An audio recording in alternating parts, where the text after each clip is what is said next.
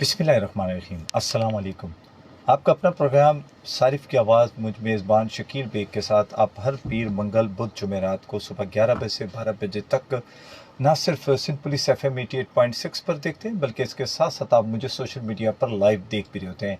आप अगर जाकर देखेंगे सोशल मीडिया यानी कि Facebook Sindh police FM 88.6, YouTube और इसके अलावा टिकटॉक और दीगर तमाम सोशल मीडिया पर आपको हमारे प्रोग्राम मिलते हैं। आप ज़रूर देखा करें और ख़ासकर सारिफ की आवाज़ जो प्रोग्राम है वो आपके लिए ख़ास तरतीब दिया हुआ प्रोग्राम है, जिसमें ना सिर्फ आपको आगाही होती है बल्कि साथ साथ आगाही के साथ साथ आपको ऐसे मेहमानों से भी तारुफ करवाया जाता है कि जिनसे कुछ ना कुछ आपको और हमें सीखने को भी मिलता है। और हमारी कोशिश होती है कि हम कुछ ऐसे मेहमानों को मदऊ करें कि जिनसे आपको और हमें पैसे बचाने में भी कुछ मदद मिल सके। वैसे तो मैं अमूमन एक बात ज़रूर कहता हूँ कि जनाब, जान बचानी भी बड़ी ज़रूरी होती है, क्योंकि बाज़ दफ़ा मिलावट शुदा चीज़ें खाने से हम ना सिर्फ बीमारी में मुब्तला होते हैं बल्कि साथ साथ अपने लिए आज़ाब भी ख़रीदते हैं। तो आज थोड़ी सी बात करेंगे शहर कायद में दूध की कीमत एक बार फिर इजाफे का इम्कान है, यानी कि कहा जा रहा है कि जनाब कीमतें फिर बढ़ाने की तरफ जा रहे हैं कि शायद दूध की कीमतें जो है वो बढ़ा दी जाएँ।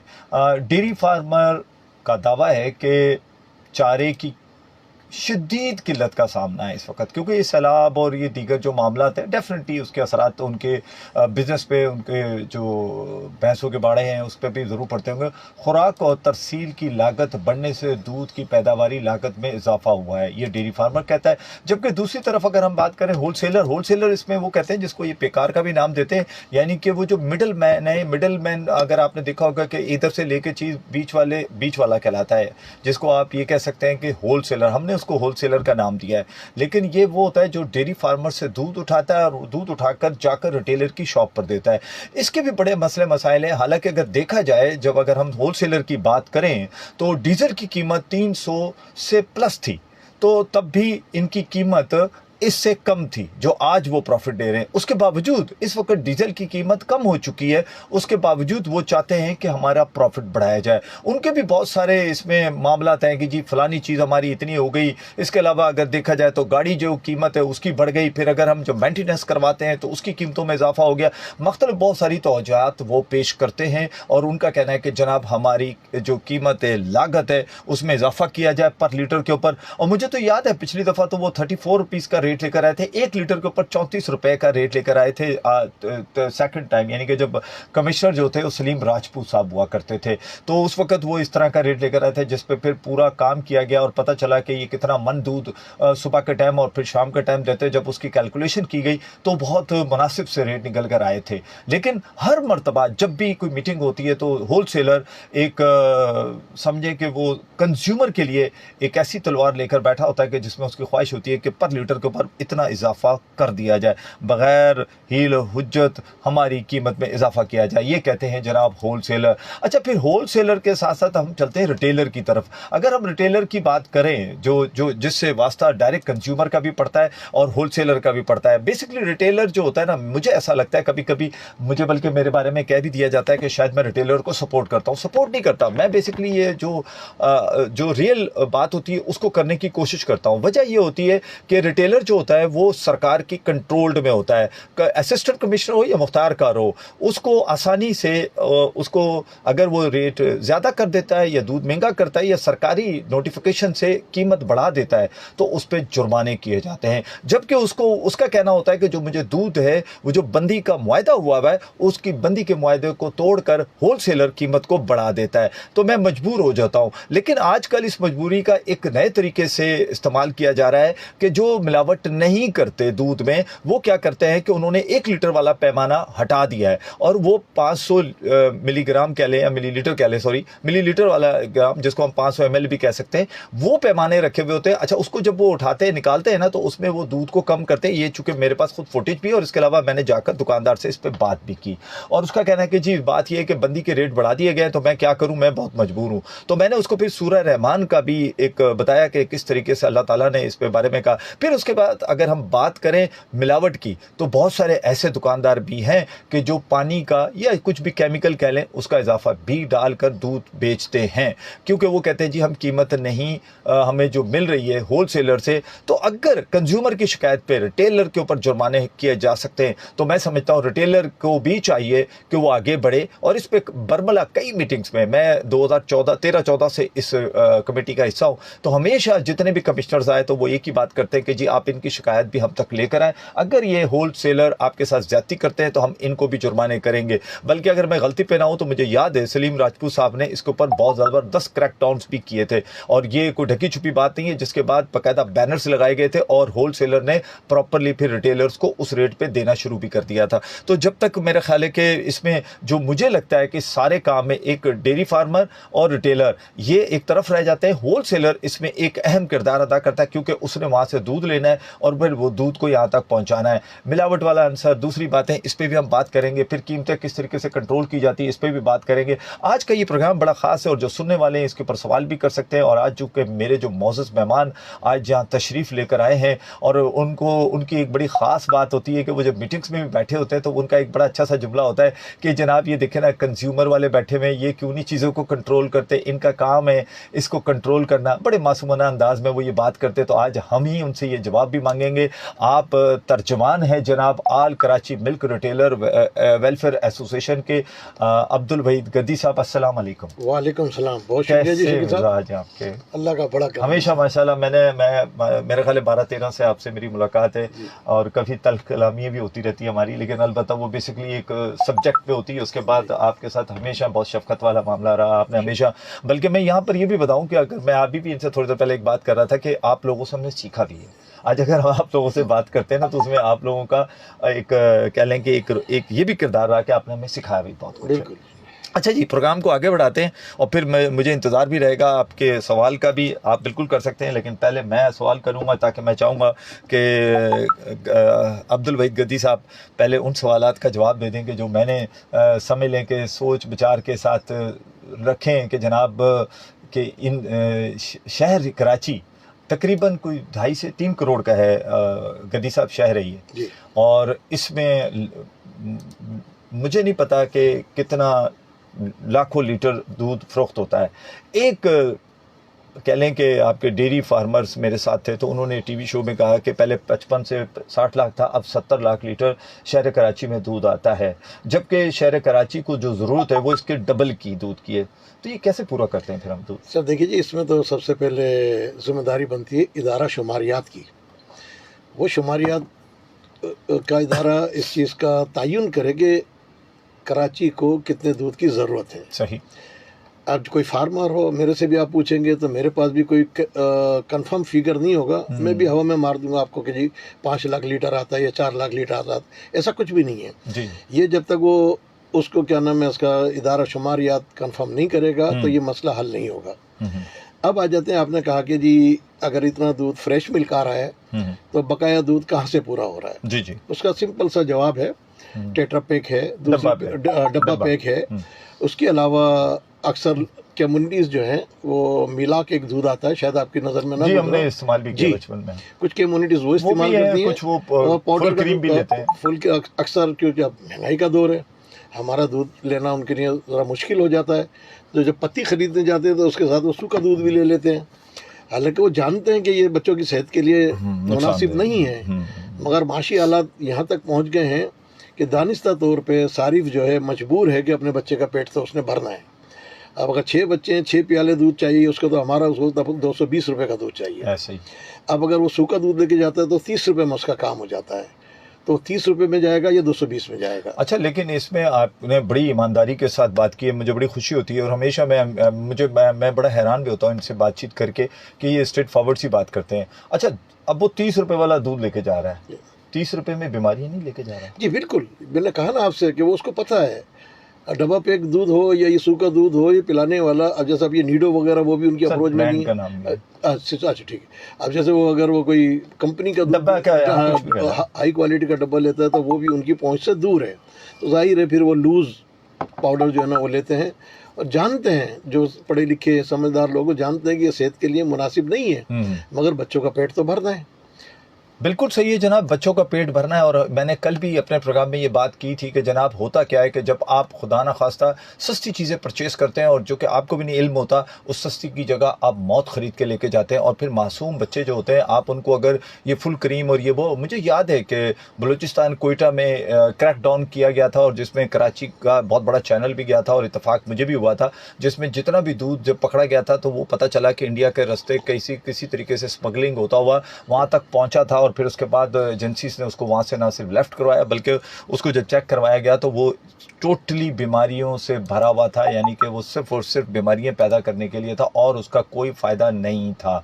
तो ये दूध चूँकि मैं समझता हूँ कि बहुत ही ख़तरनाक था और इसको नहीं होना चाहिए था, लेकिन ये इस तरह के दूध इस तरह बिकते हैं। अच्छा जी, कमिश्नर कराची ने क्या नाम है, रिटेलर्स, डेयरी फार्मर्स और होलसेलर्स की एक सरकारी कीमत का तयन करने के लिए मीटिंग भी की और एक नहीं काफ़ी सारे इजलास तलब किए हैं और उस इजलास में तय किया जा रहा है कि क्या कीमत होनी चाहिए। तो आपको पता है डेयरी फार्मर की अलहदा, एक ज़माने में तो एक ही कीमत निकल जाती थी और कह दिया जाता था कि इसका इतना, इसका इतना, इसका। अब लेकिन तीनों रेट का नोटिफिकेशन आता है, तो अब वो तीनों का आता है। तो आप क्या समझते हैं कि इस वक्त रिटेल में 220 रुपये लीटर दूध फरोख्त किया जा रहा है, ठीक है, जिसमें डीलर कहता है कि हमें नहीं ये वारा खा रहा या हम नहीं बेच पा रहे। जी जी। तो आप क्या एक्सपेक्ट करते हैं कि अब रिटेल की सतह पर कितना पर लीटर दूध होगा कि जिसको आप आसानी से फरोख्त कर सकते हैं, या डेयरी फार्मर तो आपको नहीं दे रहा, आपको होलसेलर दे रहा है, तो होलसेलर आपको क्या लीटर दे रहा है इस वक्त? इससे देखिए, होलसेलर जो दूध दुकानदार को दे रहे हैं वो 214 रुपये से 218 रुपये में दूध दे रहे हैं। ठीक है। अब आप मुझे बताइए कि कैसे दुकानदार 220 रुपये में फ़रोख्त करेगा। फिर ये सवाल आता है कि जी हमेशा ही नुकसान से क्यों?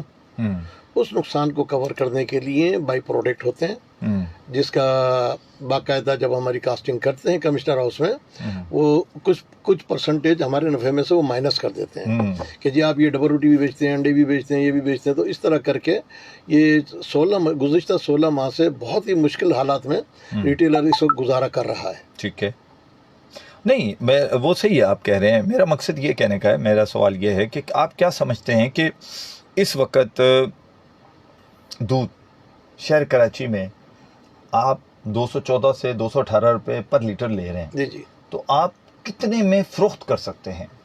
मैं एक सवाल कर रहा हूँ, अभी हम ये नहीं कि कीमत का तयन नहीं हो रहा। नहीं देखिए, मेरा सवाल है, वैसे आप रिटेलर हैं, मैं समझ रहा हूँ आपकी बात को। इसमें सीधा सा सवाल है कि हमारा इस रेट बढ़ाने या घटाने से कोई ताल्लुक नहीं है, कतई ताल्लुक नहीं है। बिल्कुल ठीक है। और ना हमारी ख्वाहिश होती कि भाई इतना रेट हो इतना ना हो, ये हमारा मसला है ही नहीं। बिल्कुल ठीक है। हमारा मसला है जो हमारे अखराजात प्लस हमारा प्रॉफिट वो जायज़ हमें दे दिया जाए। रेट का तयन करना वो तो cost of production dairy farmer की होगी, होलसेलर की आगे तो उसके बाद ही होगा। बिल्कुल ठीक है जनाब, चूँकि डेयरी फार्मर की ये प्रोडक्ट है और वही प्रोडक्ट बनाता है, यानी कि दूध को सप्लाई होलसेलर को देता है, होलसेलर इनको लेकर आता है। होलसेलर बेसिकली, मैंने जैसे आपको पहले भी कहा कि गाड़ियाँ और टैंकियाँ और ये सारे अखराजात उसके होते हैं। और फिर उसके बाद, लेकिन उस दिन मीटिंग में पता चला कि बेसिकली जो टैंकी होती है ये डेयरी फार्मर की होती है।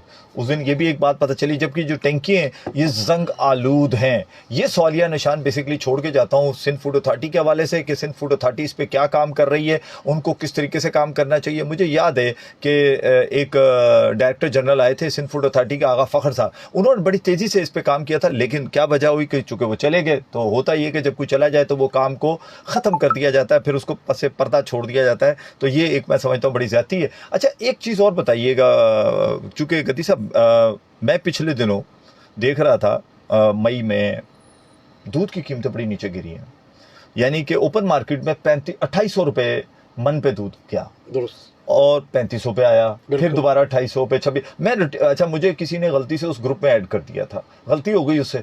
अब वो गलती का खुमाजा उनको ये भुगतना पड़ा कि मैंने उनसे कहा कि यहाँ आइए, बैठिए, मुझे बताइए। अच्छा, ये जो ओपन मार्केट है जिसको हम ली मार्केट भी समझते हैं, इसका किस हद तक आपके कारोबार पे इफेक्ट पड़ता है या नहीं पड़ता है? देखिए जी, ली मार्केट में उतार चढ़ाव का सारिफ से कोई ताल्लुक है ही नहीं। ताल्लुक को तो सारिफ को तो वही दूध, उसी रेट पर दूध मिलता है जो नोटिफिकेशन में होता है। अब ये सीजनली अप एंड डाउन होता है, उसमें दूध की जब पैदावार ज़्यादा होती है, खपत कम होती है, ज़ाहिर ओपन मार्केट डाउन हो जाती है, तो उसका कुछ मखसूस पॉकेट्स में तो फ़ायदा होता है। इसमें कई मरतबा हमने कमिश्नर साहब को ये मशवरा दिया कि आप बजाय एक साल के लिए आप क्वार्टरली इसको तय करें। अगर ऑफ सीजन है, जैसे आप टमाटर को ले लें, 400 का भी बिकता है, 100 रुपये का भी बिकता है, 50 रुपये का भी बिकता है, तो कोई पाबंदी नहीं है उस पर। तो कम से कम इसमें सारिफ को फायदा होगा, मेरी नज़र में सारिफ को इसमें ज़्यादा फायदा होगा। तो फिर ये अगर ये जो ली मार्केट वाला रेट है, अगर यही दुकानों पे इम्प्लीमेंट करवा दिया जाए, ठीक नहीं है? ओपन है ना, नीलामी है वो। वही मैंने अर्ज की ना आपको, अगर या तो उसको फ्री छोड़ दिया जाए, अगर इसको फ्री छोड़ देते हैं ओपन मार्केट में, तो उसमें अगर सारिफ को 1 महीना 2 महीना 300 का 350 का लेना पड़ेगा। डब्बा पैक भी तो 300 का ले रहा है ना, अगर ताज़ा दूध वो 300 का लेगा तो उसको मेरे ख्याल में, और फिर अगले 3 महीने वो 80 रुपए का भी लेगा। बिल्कुल। अच्छा, ये बिल्कुल एक सवाल है और इसका जवाब आप देंगे, क्योंकि ये सवाल मेरे पास था लेकिन खुद गति साहब ने खुद भी कह दिया। अच्छा, फेसबुक पर इस वक्त ज़ैद यासीन साहब हैं सर, फैसलाबाद से इस वक्त हमारा प्रोग्राम देख रहे हैं बैठे हुए, और बहुत ही हम इनको वेलकम करते हैं, क्योंकि कल भी बल्कि प्रोग्राम का हिस्सा भी बने। लेकिन वो भी वहाँ बता सकते हैं कि फैसलाबाद में इस वक्त दूध किस कीमत पर फ़रोख्त किया जा रहा है, यानी कि रिटेल में किस कीमत पर, बल्कि वहाँ नहीं, जहाँ भी इस वक्त मेरा प्रोग्राम देखा जा रहा है, सुना जा रहा है, तो आप ज़रूर बताइएगा कि इस वक्त आपको किस पर लीटर दूध मिल रहा है। तो ये मैं चाहूँगा ताकि इसको भी से, और दूसरा आप कॉल भी कर सकते हैं, और कोई ज़ायद अपना अब्दुल वहीद गद्दी साहब से कोई सवाल करना चाहें तो ज़रूर कर सकते हैं। 0315000824 नंबर है जनाब। कॉल्स आ रही थी लेकिन मैं चाह रहा था कि मैं पहले खुद बात करूँ ताकि मेरे सवालात का पहले जवाब दें। कॉल लेते हैं पहली, फिर उसके बाद आगे सवाल करते हैं जी। अस्सलाम वालेकुम। अस्सलाम वालेकुम। वालेकुम सलाम जी, कौन साहब कहाँ से? जी, मेरा नाम अम्मार करता हूँ, आपसे मैं अस्सलाम वालेकुम। वालेकुम सलाम जी, अमार क्या कहना चाहेंगे?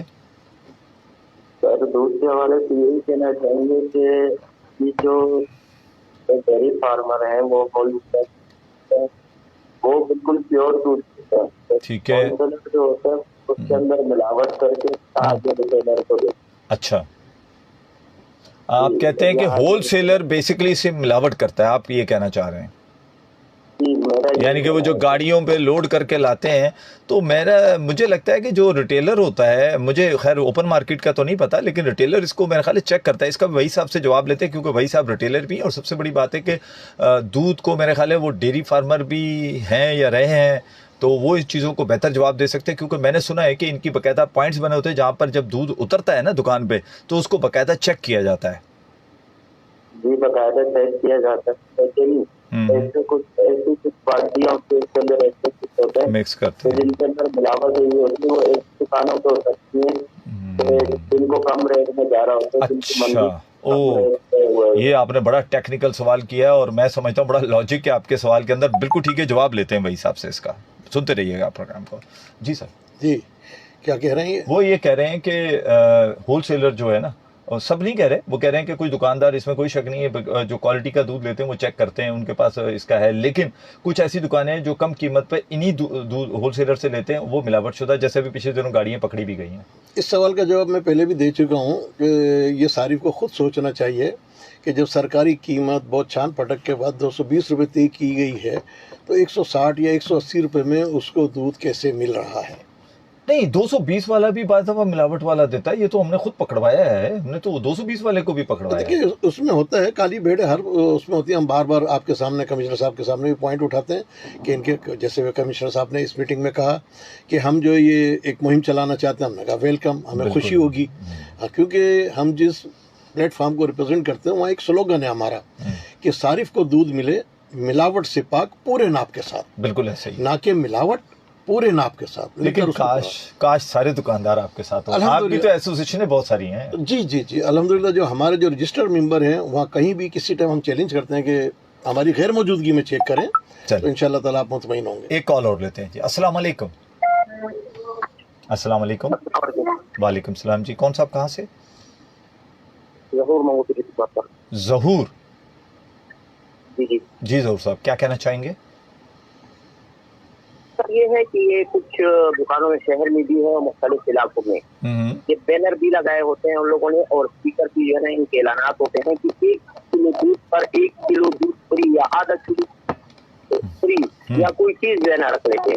आप 220 रुपए में लीटर है तो कमाई भी इनकी कम नहीं, तो किस तरह जो है हो रहा है। तो वो ये बताया तो है उन्होंने अभी कि वो लोग हैं कि जो मिलावट करके दूध बेचते हैं। खैर इसमें तो कोई शक नहीं है कि जब आपको होलसेलर ही 214 218 रुपए लीटर दे रहा है तो आप ये सब कुछ कर रहे हैं। अच्छा वैसे ये ज़्यादातर जो ये काम होता है ना, ये सर्दियों में होता है, वैसे ज़्यादातर सर्दियों में होता है ये। अभी भी है कुछ इलाकों में जो है ना 1 किलो की, आधा किलो की, या कहीं जो है ना 1 किलो की या कोई चीज जो है ना फ्री देते हैं। नहीं वो मिलावट ही होगा, 100% मिलावट वाला दूध है सर। फिर दूध तो दे ही नहीं सकते, पॉसिबल ही नहीं है देना उनके लिए। ये तो फैक्ट है कि मिलावट वाला। क्या चीज़ है? इनके खिलाफ कार्रवाई बिल्कुल हो सकती है, क्यों नहीं हो सकती? सिंध फूड अथॉरिटी का काम है उनके, अगर वो इतना सस्ता दे रहे हैं तो उसकी क्वालिटी चेक करना। और ऐसे मैंने कई मरतबा कंप्लेन करके, बल्कि मेरी कोशिश भी है कि शायद मैं परसों जो है ना सिंध फूड अथॉरिटी से किसी अफसर को यहाँ बैठाऊं ताकि ये वाले जो चुपते हुए सवालात हैं आप लोगों के वो उनसे किए जाएं। बहुत शुक्रिया दोस्त साहब, बहुत शुक्रिया जी। अच्छा इरफान सलीम साहब है, अस्सलाम वालेकुम। वालेकुम सलाम जी। हाज़िर हूँ खामोशी से, जो रोज़ बोलते हैं उन्हीं को मौका दिया जाए तो बेहतर है।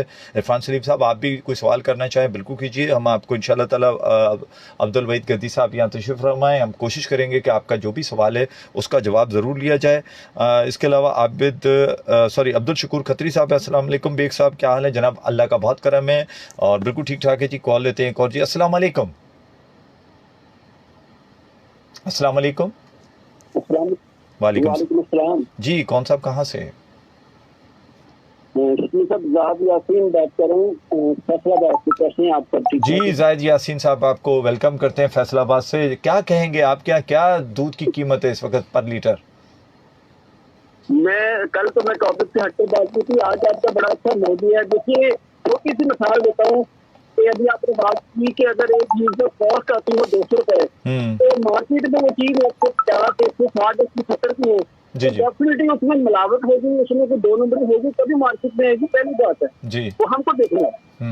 बिल्कुल सही। दूसरी बात है कि जब हम कोई चीज खरीदते हैं, लेते हैं, जानते हैं, पर घर में लेके आते हैं, उसको इस्तेमाल करते हैं, उसके बाद ही आपको अंदाजा होता है कि उसकी क्वालिटी किस तरह की है। वो हर चीज सोना नहीं होती, वो कहते हैं चमकदार चीज सोना तो नहीं होती, बिल्कुल हर चीज दूध तो नहीं होती। बिल्कुल जी, बिल्कुल ऐसे ही है। और कोई चीज पैमाने के बगैर आप चेक नहीं कर सकते कि ये असली है नकली है।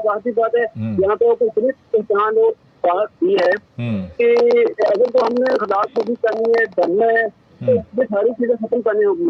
हुकूमतें वो इसको करना क्या चाहिए? पहली बात है जो चीज रेट प्रेजेंट की है 220 चीज, अगर हमें वही चीज खालत मिल जाए तो वो गनीमत है। बिल्कुल। अगर 220 रुपए आपको दूध ले रहे हैं, उसमें आप घर आकर एक तरफ पानी भी डाल दें तो आपका जो एवरेज होगी वो 171 पड़ेगी ना, वो 2 किलो दूध हो जाएगा आपका। तो क्या होगा? वो खालस दूध होगा। पौधों वाला दूध लेते हैं, यहाँ की बात है वो तो 2 नंबर होगी। बिल्कुल। में 2 चीजें होती हैं उनके पास, एक ओरिजिनल होता है, एक 2 नंबर होता है। जब मार्केट वाले आते हैं, जब इस तरह कंट्रोल प्राइस वाले आते हैं, उनको वो चीज दिखाते हैं, तो उसके बाद दूसरी चीज होती है वो उनको दूसरे दिखाते हैं। इसी तरह वो कस्टमर के साथ यही डील करते हैं। तो बेसिक तौर पर मैं गाँव से बिलोंग करता हूँ। बड़ा मुश्किल है कि आज के दौर में 170 रुपए 180 रुपए आपको दूध मिल जाए। अगर ये दूध मिलेगा तो 10 रुपये उसमें मिलावट होगी, 2 रुपये होगी। ये मेरी बात। बिल्कुल ठीक है जाहिद साहब, बहुत शुक्रिया आपका, बहुत शुक्रिया, थैंक यू जी। ये फैसलाबाद से कॉल थी और वो बड़ी अच्छी बात उन्होंने की कि जब आप अगर एक चीज़ को लेंगे, और एक अच्छी बात इसमें और थी उनकी कि अगर आपको असल दूध मिल जाता है तो अपने घर जाके खुद पानी डाल लें, ताकि कम से कम आपको ये तो यकीन होगा कि एक असली दूध है, उसमें पानी मैंने डाला है, बच्चे को पिलाते, ताकि ये तो यकीन होगा कि मैंने असली दूध लिया है। बिल्कुल। उन्होंने जेनन गिरा जो ग्राउंड पर जो पोजीशन है वो उन्होंने बयान की। ये फैसलाबाद देहात से तो 200 प्लस है। तो आप अंदाजा करें, देखें इसमें एक चीज़ सारिफ को भी समझनी होगी और इंतज़ामिया को भी समझनी होगी। जब ये रेट कोड किए जाते हैं मुख्तलिफ इलाकों के, तो देहातों से हट के शहरों की बात की जाए, क्योंकि जो पंजाब के जो करीबी शहर हैं वहाँ ट्रांसपोर्टेशन, जानवर को लाने ले जाने पे इतने अखराजात नहीं आते हैं। वो 99% वो लोग जो है वो मंडियों से माल नहीं ख़रीदते, वो गाँव देहात से लेते हैं। तो वो 3 हाथों में से होकर मंडी में आता है, तो 3 नफ़े वो लग जाते हैं। उसके बाद फिर मंडी से कराची के ख़रीदार ख़रीदते हैं, फिर वहाँ उसका टैक्स है, और जो कि शेड्यूल में कुछ और है वहाँ उनसे कुछ और लिया जाता है, फिर ट्रांसपोर्टेशन है। तो अगर इसको अगर दयानतदारी से देखा जाए तो तकरीबन 20 से 25 रुपये जो है खाली ये कास्ट आ जाती है। हाँ, बिल्कुल ऐसा ही है। अच्छा, एक बड़ा अहम सवाल है और मैं काफ़ी देर से कॉल आ रही है, लेकिन मैं चाहूँगा कॉल से पहले ये सवाल आपसे ज़रूर किया जाए। लास्ट मीटिंग थी, जो इजलास था, उसमें आप भी तशरीफ़ फरमा थे, तो वहाँ पर पैमाने की बात की गई।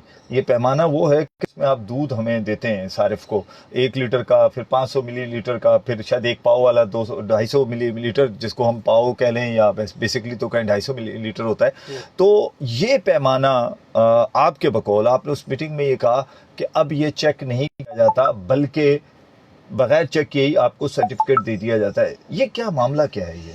बिल्कुल ऐसा ही है जी। क्या नाम है इसका, जब ये आशारी निज़ाम से पहले शेर का पैमाना चला करता था, तो किसी भी मार्केट से आपको सरकारी पास किए हुए पैमाने के अलावा पैमाना नहीं मिलता था। सही। आज कोई चेक एंड बैलेंस नहीं है, किसी भी मार्केट से कहीं से भी खरीद लें, वो उसको किलो के लें, शेर के लें, वो लीटर नहीं हो सकता। ठीक है ना। तो हमारी ख्वाहिश होती है, कोशिश होती है, जैसे मैंने पहले कहा कि सारिफ को दूध मिले मिलावट से पाक, पूरे नाप के साथ। लेकिन वो नाप ही अगर सही नहीं है सर, तो वो इसी ये चेक करना इदारे का काम है। इसके लिए हम 1996 से ऑनवर्ड, यानी 29 साल हो गए, मुसलसल ख़त किताबत कर रहे हैं। मुख्तलिफ दौर में जाके 6-6 साल में, 5-5 साल में वो मीटिंग करते हैं, फिर हील उज्जत करके भाग जाते हैं, काम नहीं करते। अभी इस वक्त स्टिल जी, चले हम पहले क्या हुआ हम उसको एक तरफ करते हैं। अभी इस वक्त जाहिर सी बात है, आपकी एसोसिएशन शहर कराची में सबसे बड़ी एसोसिएशन है, इसमें कोई दूसरी राय नहीं हो सकती, क्योंकि अमूमन ज़्यादातर मेंबर्स आपके साथ हैं। तो ये बताएं कि क्या आपके मेंबर्स जो उनको पैमाना है वो स्टैंपिंग की जाती है, ठीक है, उनकी स्टैंपिंग हो रही है? नहीं हो रही, बिल्कुल नहीं। यही मैंने तो वो कैसे फिर सर्टिफिकेट कैसे मिल जाता है? उस दिन भी मैंने ही ये जी आपने किया था, और मेरे के दिल को तकलीफ होती है। बिल्कुल आपने कहा। देखिए, सारिफ का हमारा रिश्ता जमाने से, जहाँ मेरी रिहाइश है वहाँ मेरे दादा दूध बेचते थे। अच्छा, फिर मेरे वालिद बेचते थे, फिर मैंने बेचा, नस्ल दर नस्ल, अब मेरी औलाद बेच रही है। बिल्कुल ठीक तो है। वहाँ के रहने वाले भी तो उसी नस्ल में से आ रहे हैं ना, वो तो हमारे फैमिली मेंबर हैं। तो हमारे लिए तो सारिफ बहुत मुकद्दम है। हम अपने हल्के में भी ये सवाल करते हैं कि भाई ये जो रेट कौन तय करता है? कमिश्नर करते हैं ना। कोई ग्राहक आज तक मुझे कोई बता दे, कोई शख्स बता दे कि जी कोई ग्राहक जाता है, बोला जी 215 का लगा लो, 216, नहीं करता ना बार्गेनिंग। तो वो हम पे ट्रस्ट करता है, और जब वो हम पे ट्रस्ट करके आता है और दिन रात दिन भर मेहनत मजदूरी करके अपने बच्चों के लिए 1 लीटर दूध लेने आकर 220 रुपये हमें देता है, अगर उसको वो म्यार ना लगे, म्यार ना मिले, तो ये बदनसीबी है हमारी। अच्छा, एक चीज़ और मैं थोड़ा सा इसमें ऐड करूंगा कि एक रिस्पॉन्सिबिलिटी सिर्फ कमिश्नर कराची की रह गई है। आपके साथ मिलावट देखना सिंध फूड अथॉरिटी का काम है, आपके पैमाने चेक करना वेट और मेजरमेंट का काम है। तो ये 2 इदारे आपके साथ तो कंसर्न करते हैं ना, ये क्यों नहीं इस चीज़ों को चेक करते हैं? जी नहीं, ये गिरा ना गुजरे नहीं, गिरा ये दोनों इदारे जो है ना, All Karachi Milk Retailer Welfare Association से भागते हैं।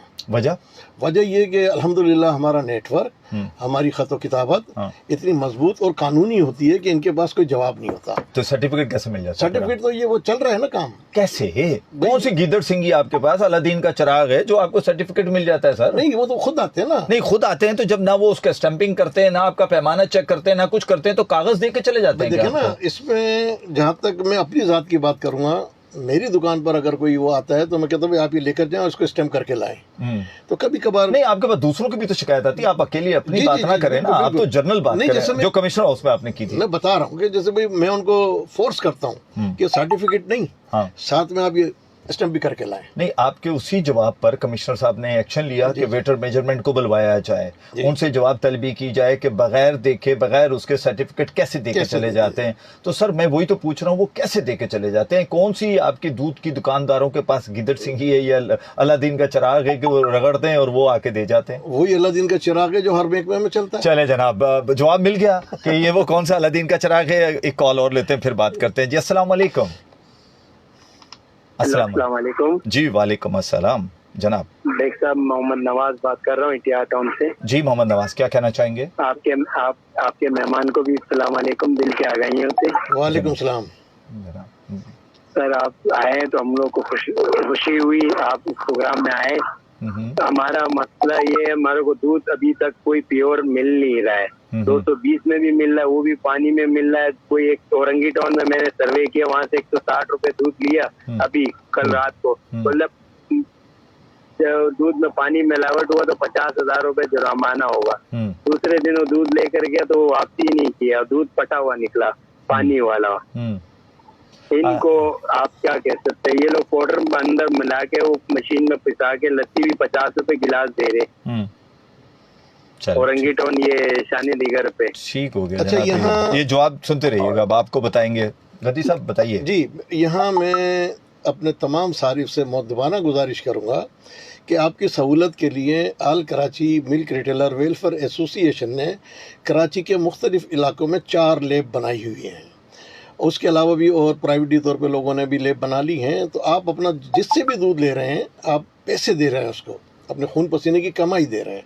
आप थोड़ी सी तकलीफ़ करें, वो दूध ले आके लिबार्टी से चेक करा लें, सीधा आसान ना ले। अच्छा, आबिद अमीर साहब है, अस्सलाम वालेकुम। वालेकुम सलाम जी, खुश आमदीद कहते हैं वो आपको। और साथ ही उनका सवाल है कि जब कीमत का तयन किया जाता है तो क्या गरीब को जहन में रखा जाता है? ये सवाल है, जवाब आप देते। जी बिल्कुल जी, क्या नाम है उसका, गरीब को बिल्कुल रखा जाता है। मगर जब ग्राउंड रियलिटी जा रही होती है तो उसमें फिर वो फार्मर भी मजबूर होता है। अब ये तो कोई ढकी छुपी बात नहीं है, वो भी गरीबी होता है। बात फिर वहीं आ जाती है घूम फिर के कि अगर वो उसको आप पूरा रेट नहीं देंगे तो उसमें फिर मामला तो गड़बड़ होगा। बिल्कुल ऐसे ही है, अगर उसको पूरी कीमत नहीं मिलेगी तो वो जाहिर सी बात है गड़बड़ होगा। गड़बड़ से मुराद है कि अभी जैसे कहा कि जनाब वो उन्होंने वो तो दे दिया 160 रुपये और कहा 50,000 रुपये इनाम मिलेगा, लेकिन दूध फटा हुआ भी मिला और ख़राब भी मिला और बाद में उसने लेने से भी इनकार कर दिया। अच्छा जी, बेग साहब, वालिदैन की भी एक इज़्ज़त नफ्स होती है, ना तो बस बच्चों को सामने और इसको बरकरार रखने के लिए हम वालिदैन छोटी मोटी जुगाड़ करते हैं भाई, ज़िंदगी के साथ तो जुगाड़ ना करें। क्या कहेंगे गद्दी साहब इस पे? बिल्कुल जी, बिल्कुल सरासर मैं इस बात से इत्तेफाक नहीं करता।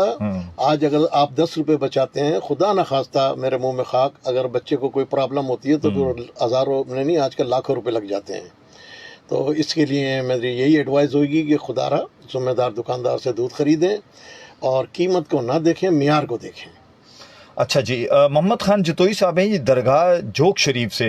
मोहम्मद ख़ान जतोई, मोहम्मद लुकमान जतोई, प्रोग्राम ज़बरदस्त से और ज़बरदस्त कंपेयरिंग कर रहे हैं वो मुझे। बहुत शुक्रिया जी, आपका मोहब्बत का आपने इजहार किया तो ये आपकी मोहब्बत है जी। आप लोगों ने ना सिर्फ मैसेज किए बल्कि बहुत ज़्यादा अप्रिशिएट किया। अगर गरीब को जहन में रख कर कीमतें किया, देखें एक जहन में रखिएगा आबिद अमीर साहब, यहाँ थोड़ा सा मैं आपसे इख्तलाफ करूँगा। कोई भी कारोबार करने वाला अगर अपनी जेब से तो पैसा नहीं डाल सकता ना। जब लोग भी मुझसे ये सवाल करते हैं तो जब हम इनके साथ बैठते हैं ना, तो आप यकीन करें कि हम इनकी भैंस को खाना जो खिलाया जाता है उसका भी हिसाब किताब इनसे लेते हैं। तो ऐसा नहीं है कि इनके ऊपर छोड़ दिया जाता है, बहुत इनसे जवाब तलबी भी होती है, बहुत सारे सवालात भी होते हैं। एक कॉल लेते हैं। अस्सलाम वालेकुम। वालेकुम सलाम शकील भाई, क्या हाल है, आप कैसे हैं? मैं बिल्कुल ठीक ठाक, अल्लाह का बहुत करम। क्या कहना चाहेंगे? हमारे मेहमान को भी अस्सलाम वालेकुम। वालेकुम सलाम। देखें, हम गार्डन के इलाके में रहते हैं मगर दूध हम लेते हैं असलम रोड से। वहाँ एक सिलसिला गद्दी का भी चल रहा है, उनसे भी हम लाते हैं दूध। और असलम रोड पे शीशे वाली गली है, हमारे दादा दूध लेते थे, हमारे वालिद लेते थे, हम ले रहे हैं, हमारे भाई ले रहे हैं। बावर्ची वाली गली बहुत मशहूर, चिन्नू पहलवान से जी जी वो जी और महबूब रोटी वाली गली में और रशीद दूध वाला। चले सर, अब उनकी पब्लिसिटी ना करें, बताएं कि आपको दूध सही मिलता है, ये बताएं। बिल्कुल दूध अच्छा मिलता है, जाहिर है चीज नजर आती है, अपने मुंह से बोलती है। अगर मैं पैसे तुमसे ले रही हूँ तो मैं चल के भी तुम्हारे पास अच्छी आ रही हूँ। और कोई नाकिस दुकानदार हैं जो 220 भी लेते हैं, वो दूध ही नहीं लगता। वो तो ऐसा लगता है कभी कि ये कोई केमिकल है, ये हम केमिकल पी रहे हैं। ना चाय में टेस्ट, ना मलाई, ना कुछ। जो हम दर नस्ल दूध लेके आ रहे, नस्ल दर नस्ल, हम वहीं से लेते हैं और बेहतरीन दूध होता है। बिल्कुल ठीक हो गया जनाब, बहुत शुक्रिया आपका। भी अच्छी होती है, दूध भी अच्छा होता है। और शकील भाई, तमाम सुनने वालों को मेरी तरफ से बहुत बहुत सलाम, और आपको भी सलाम, आपके मेहमान को भी सलाम। वालेकुम अस्सलाम जी, बहुत शुक्रिया।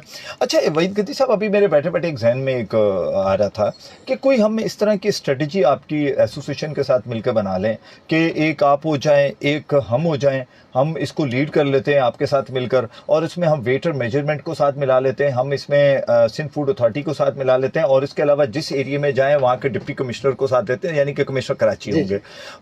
कमिश्नर कराची रेट पर अपने चीज़ को चेक करें, वेटर मेजरमेंट अपने पैमाने चेक करें, और जो सिंध फूड अथॉरिटी अपनी उसको चेक कर ले, क्वालिटी को चेक कर ले, और एसोसिएशन और हम मिलकर यानी कि कंज्यूमर की तरफ से, और मेरा प्रोग्राम भी उसमें रोल प्ले करे कि हम फिर एक प्रॉपर एक इस तरह की कोई सर्टिफिकेट या कोई ऐसी चीज उस शॉप को दे दी जाए कि जो वाकई उस पर पूरी उतरती हो। तो कम से कम एक अच्छा नहीं शहर में कोई एक चीज हो सकती है। अभी अचानक मेरे दिमाग में ये बात जी आई। नहीं, ये सिलसिला भी जो हाल ही में जो डायरेक्टर साहब गए, नाम मेरे जहन से निकल गया, अभी रिसेंटली जो जिनका ट्रांसफर हुआ है, आसिफ जान सिद्दीकी साहब, उन्होंने ये वो ग्रीन थंब जो उन्होंने ये इनिशिएटिव लिया था, और चंद नहीं, वो तो सिर्फ उनकी तरफ से था ना। मैं तो कहता हूं कि इसमें तीनों चीजें आ जाए ना, आपका वेटर मेजरमेंट भी आ जाए, क्योंकि वो जब देखिए हम विटनेस कर रहे हैं ना कि उस दुकान को उन्होंने चेक किया है, ठीक है, और 1 साल का होता है डेफिनेटली वो जो भी उनका लाइसेंस होता है, प्लस सिंध फूड अथॉरिटी वो हर क्वार्टरली उनको चेक करती रहे, और कमिश्नर कराची की प्राइस। अब ये तीनों का जब उस दुकानदार को या उसको, इसके अंदर जो भी हम पार्टिसिपेट करेंगे, हमारे वॉलंटियर पार्टिसिपेट करेंगे, आपकी टीम पार्टिसिपेट करे, कि मिलकर हम उस दुकानदार को अगर ये कर देते हैं, तो ये अगर शहर कराची में 100 दुकानें भी अगर हम कर जाए ना, तो मैं गारंटी देता हूं कि कंज्यूमर का बहुत जबरदस्त एक फीडबैक आपको मिलेगा। सर, इन्हीं सारे पैमानों को देखने के बाद उन्होंने ये प्रपोजल दिया था, जिस पे हमने वेलकम कहा था। हमने बोला जी हम तैयार हैं, हमें कोई इतराज़ नहीं है। असल मसला ये होता है कि जब तक कोई भी डायरेक्टर वो बात को समझता है या काम करने जाता है, तो बदकिस्मती से उसकी तब्दीली हो जाती है। अच्छा, मैं यहाँ पर बेसिकली, चूंकि जब हम ये इनिशिएटिव आपके साथ लेना चाहेंगे ना, तो आप एक एसोसिएशन है, ठीक है ना, हम आपके साथ जब लेंगे तो हम कमिश्नर कराची चूंकि चेयर करते हैं, ये सारे इदारे उनके कराची में ना अंडर आते हैं, तो हम उनके तवस्सुत से इस चीज को कैंपेन को चलाएं।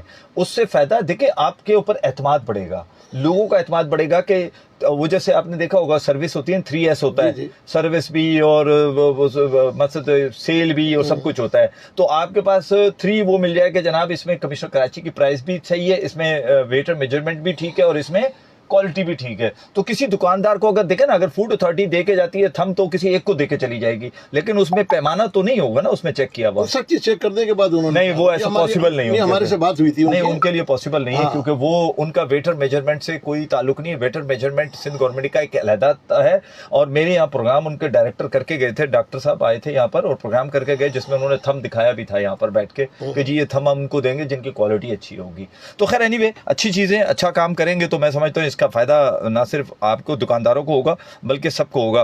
मेहमान सर बेहतरीन काम कर रहा है सर, आपका सिस्टम जैसा कि आपने बताया है, लेकिन ये बातों की हद तक लगता है मुतमईन नहीं होते। माजरत के साथ ये एक सवाल है आबिद अमीर साहब का आपके लिए, कि बातें बहुत अच्छी हैं आपकी, लेकिन ऐसा है नहीं। अब क्या ऐसा नहीं, अगर इनको कोई कंप्लेन है तो उसके लिए मैंने कहा कि लिबार्टियाँ मौजूद हैं और इदारे मौजूद हैं, थोड़ी सी हिम्मत करें, अपने तौर पे चेक कराएं, फिर इदारे को कंप्लेन दें, तो उसके खिलाफ सख्त से सख्त कानून के मुताबिक कार्रवाई है। हम तो इसके बार बार मुतालबा करते हैं। बिल्कुल ठीक है जनाब, और इसमें कोई शक नहीं है, आप भी चाहें तो सिंध फूड अथॉरिटी से, वेटर मेजरमेंट से, इन इदारों से खुद भी रब्ता कर सकते हैं। महा अली कहती हैं अस्सलाम वालेकुम। वालेकुम सलाम जी। फेसबुक पर आने पर मुबारक, काफ़ी दिनों काफ़ी दिनों से प्रोग्राम आ रहा है, सिर्फ 2 या 3 दिन शायद प्रोग्राम नहीं आया था, और कुछ टेक्निकल इशूज़ थे, 2-4 दिन के लिए कुछ टेक्निकल मसला चल रहा था, लेकिन हमारी पैरेलल दूसरे पेज पर प्रोग्राम जा रहा था। तो चूंकि महा आप इसी को देख रही होंगी तो शायद आपको इसमें नहीं मिला होगा। एक कॉल और लेते, सुनते क्या करें। अस्सलाम वालेकुम। अस्सलाम वालेकुम शकील अहमद गेज भाई। वालेकुम सलाम जनाब। कैसे तबीयत ठीक है? खैर जी जी, अल्लाह का बहुत करम। आप बताइए क्या कहना चाहेंगे? आज के मेहमान को भी अस्सलाम वालेकुम, खुशामदीद कहेंगे, बखैर रागले कहेंगे। वालेकुम सलाम जनाब।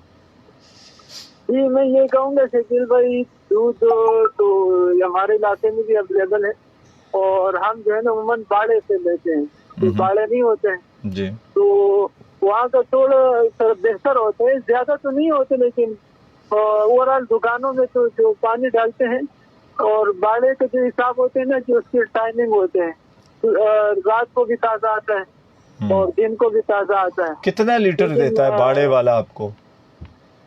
बाड़े वाला तकरीबन 1 लीटर अगर मांगना चाहते 1 भी देते हैं, नहीं 2 क्या मांगना चाहते तो 2 भी। मैंने लीटर नहीं पूछा, कीमत पूछी है। कीमत 230 का है हमारे इलाके में, और अब यही रेट है, आप इस रेट से कम दे रहे नहीं है। आप दुकानदार का नहीं कह रहे, आप बाड़े वाले का कह रहे हैं 230 रुपए। आप मुझे बताएं कि यहाँ दुकानदार जो बाड़े से भैंस कॉलोनी से दूध निकलता है वो दुकान तक पहुँचता है, दुकान से फिर वो रिटेलर अपनी दुकान पे वो चिल्लर वगैरह सारी चीज़ें इस्तेमाल करके फिर वो 220 रुपये बेच रहा है, और बाड़े वाला जो डायरेक्ट निकाल कर पता नहीं पानी डालता नहीं डालता, ये तो आपको पता होगा, वो डायरेक्ट 230 रुपये दे रहा है और आप बड़े मज़े से खरीद रहे हैं। बस शकील भाई, ये हमारे इलाके में यही बाड़े का यही रेट है, और यहाँ से कसीर तादाद से लोग लेते हैं। आप मेहरबानी करके आप एक काम करें, मेहरबानी करके आप टेक्स्ट कर दें ज़रा सा वो बाड़े का एड्रेस और उसकी सारी लोकेशन, कम से कम उस बाड़े तक तो हम पहुँचे कि जो माशाल्लाह शहर में बैठकर बाड़ा खोल के बैठा हुआ है शहर में, और फिर दूध भी वो 230 रुपये लीटर बेच रहा है। ये गैर कानूनी काम है बेसिकली। अच्छा सही है, लेकिन इधर तो ये रेट देते हैं। चले ठीक हो गया, ठीक चले ठीक है जी, बहुत शुक्रिया जी, बहुत शुक्रिया जी जनाब। सबसे बड़ी बात ये है कि बाड़े वाला ही 230 रुपये दे रहा है और आप उसको ले रहे हैं क्योंकि आपको इस चीज़ का एहसास है कि जनाब जो मैं दूध ले रहा हूँ वो एक असली दूध है, खालिस दूध है। मेरा ख्याल है यही वजह, क्या ख्याल है आपका? बिल्कुल बिल्कुल यही। अच्छा जी, कॉल एक और भी काफ़ी सारी आ रही हैं और एक और कॉल लेते हैं जी। अस्सलाम वालेकुम। वालेकुम अस्सलाम, मोहम्मद जाहिद और से भैया जी मैं बिल्कुल ठीक हूँ मोहम्मद जाहिद साहब, आपकी मैं इंतज़ार करता रहा, आपने मुझे भेजनी थी कुछ चीज़ें, भेजी नहीं अभी तक। जी नहीं, शकील पे दोबारा मैं किसी मसरूफियात के बिना पे जा नहीं सका था। इंशाल्लाह जब भी अगर जाना होगा अभी मेरा चक्कर लगेगा वाइफ को लेके, तो उस दौरान मैं बना लूंगा। और शकील भाई बोलना ये था कि जिस तरीके से देखे ना, वो पूरे कराची में 60% भी इलाका ऐसा होगा जहाँ पर जो है ना दूध जो है ना यानी कि मिलावट वगैरह बिक रहा है, और 40% ऐसा होगा जहाँ पर जो है ना ये मदारी से लोग दूध बेच रहे हैं।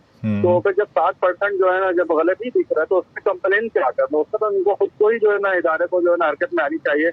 ये देखें ना, जो 160 रुपए किलो दूध जब हम जाते हुए बाइक पे सुन के हम और बाइक रोक के जो ना 160 रुपए किलो दूध ले रहे हैं, तो ये दूसरे इदारे नहीं सुन रहे हैं। अच्छा एक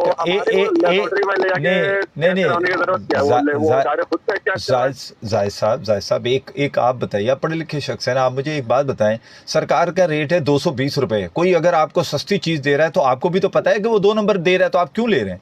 पता है नहीं सरकार के पास टाइम नहीं है। सुने मेरी बात ना, अभी मेरी बात को थोड़ा सीरियस लीजिएगा, मैं बल्कि सीरियस नोट पे ये बात कर रहा हूँ। सरकार को छोड़ दें, सरकार को आपके बच्चों से जब पहुंचेंगे तो तब तक पहुंचेंगे ना। आपने तो खरीद के अपने बच्चों को पिला दिया सस्ती चीज और खराब चीज, तो सरकार तो जब पहुंचेगी तो हॉस्पिटल तो आप अपने बच्चों को लेके पहुंच जाएंगे ना। तो कसूरवार कौन है, सरकार या आप? चले मैं कसूरवार हूं। नहीं मत, आपसे मुराद वो लोग जो लेते हैं, आपसे मुराद आप नहीं है, मेरा मकसद वो लोग जो खरीदते हैं।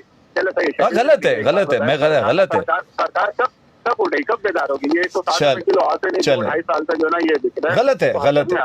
गलत। आप एक काम करें, ये चले वो वाला काम नहीं किया, ये जरूर कीजिएगा कि आप इसकी निशानदेही जरूर करें, दुकान का नाम, एड्रेस और ये चीजें जरूर मुझे भेजिएगा प्लीज, मैं आपका इंतजार करूंगा।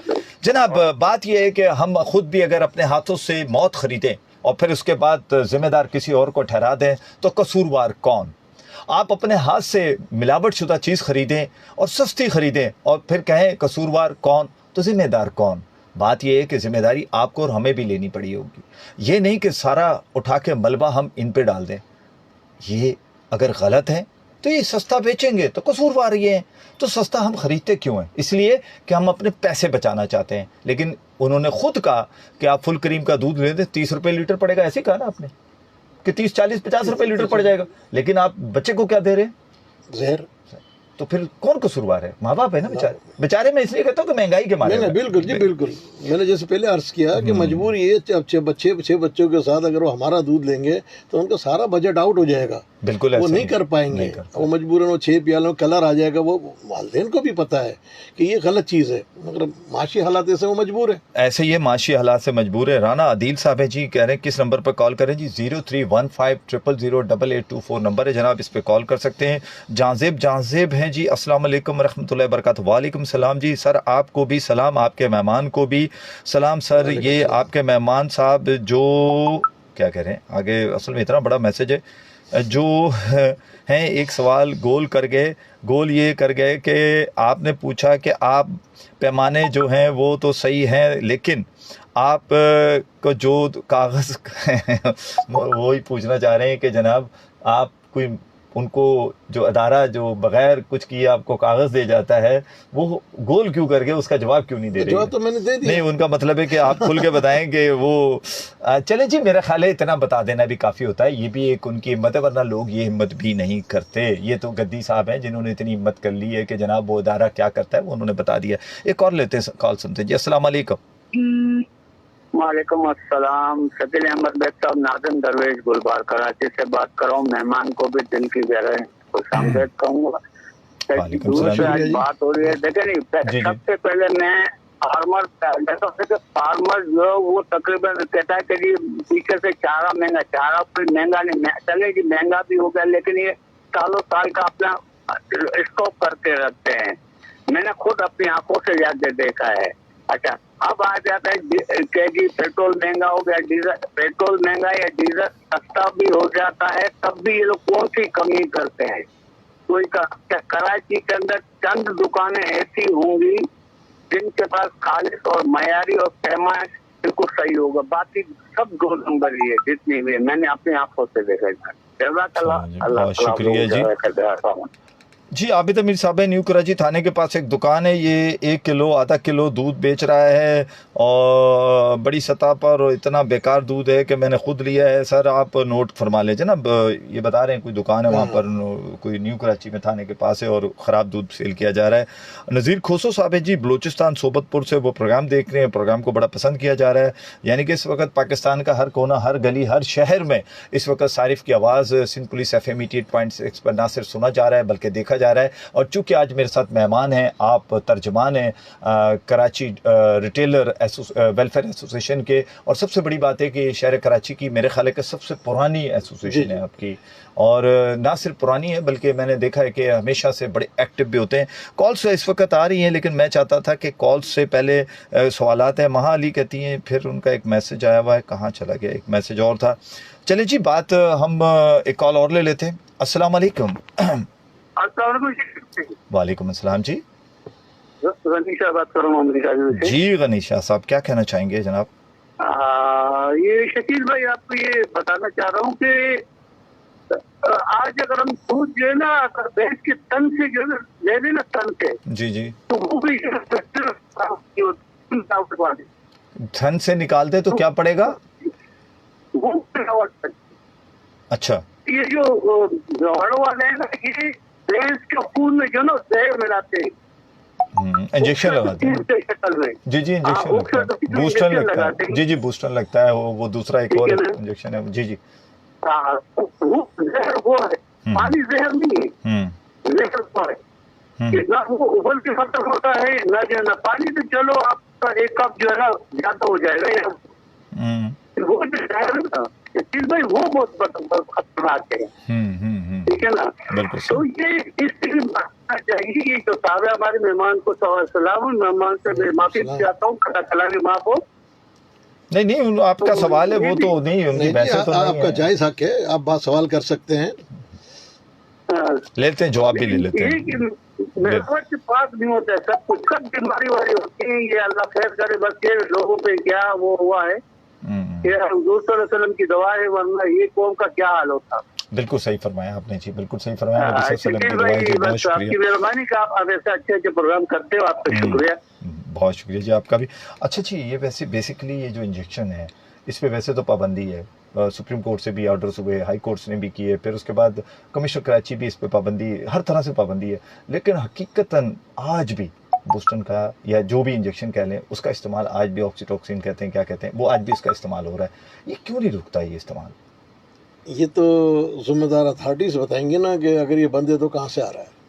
नहीं, मैं देखिए, मेरा सवाल बिल्कुल आ रहा है, क्यों आ रहा है? ऐसे तो मावा गुटखा भी बंद है, लेकिन लोग खा रहे हैं। मसला ये नहीं है, मसला ये है कि वो जो कारोबार कर रहा है, तो देखिए ना, उसका वो कीमत जो ले रहा है उसमें बूस्टर और उसकी तो कीमत शामिल नहीं है। यानी कि अगर भैंस ने देना है 7 लीटर, उससे 9 लीटर आप ले रहे हैं, 2 लीटर ज़्यादा ले रहे हैं वो इंजेक्शन लगाकर, आप वो 2 लीटर की कीमत को आप ऐड नहीं कर रहे। मैं एक एग्जांपल दे रहा हूँ, मैं ये नहीं कह रहा ऐसा हो रहा होगा, हो सकता है कुछ हो रहा होगा, और मैं ये भी नहीं कहता सारे कर रहे होंगे, लेकिन अलबत्ता पिछले दिनों FIA ने छापा मारा, और बाकायदा मैंने खुद मैं गया हूँ FIA में, और ड्राइव भी शामिल थी। उन्होंने खुद पकड़े यहाँ पर, जब वो बड़े वाइल थे उसको छोटे पे कन्वर्ट किया जा रहा था, और वो भैंस कॉलोनी के करीब से छापा मार के पकड़े। ये ज्यादती नहीं है? एक तरफ मिलावट करने वाला और दूसरी तरफ ये काम करना। इसका तो बेहतरीन जवाब तो कोई डेयरी फार्मर का रिप्रेजेंटेटिव दे सकता है कि कितना दूध तो आप तक ही आता है ना? नहीं, दूध तक हमारे पास आता है। हम तो कह रहे हैं, हमने कहा ना कि हम तो लेब कराते हैं। नहीं तो उसमें कहाँ ऑक्सीटोक्सिन या इसका पता चल जाता है? नहीं, अब ये देखिए ना, अब इसमें ये बड़ा मुश्किल में आपने मुझे डाल दिया, क्योंकि मेरी जुरिडिक्शन बनती नहीं है। नहीं, आप एक बहुत अरसे से आपके दादा वालिद आप बेसिकली इस काम को बेहतरीन जानते हैं, और खुद आपने उस दिन बताया कि आप एमडी भी रहे नागौरी वाली साइड पे जो बनी हुई है, तो डेफिनेटली आपकी नॉलेज हमसे कहीं ज्यादा है। तो मैं ये कह रहा हूँ कि क्या इसको आइडेंटिफाई किसी लैब टेस्ट से किया जा सकता है? चलें जी, इस पे मैं अगर थोड़ा सा वक्त है तो थोड़ा सा वक्त लूँगा। जी ज़रूर, क्यों नहीं। बात कर लेते हैं ऑक्सीटोसिन की। ठीक है।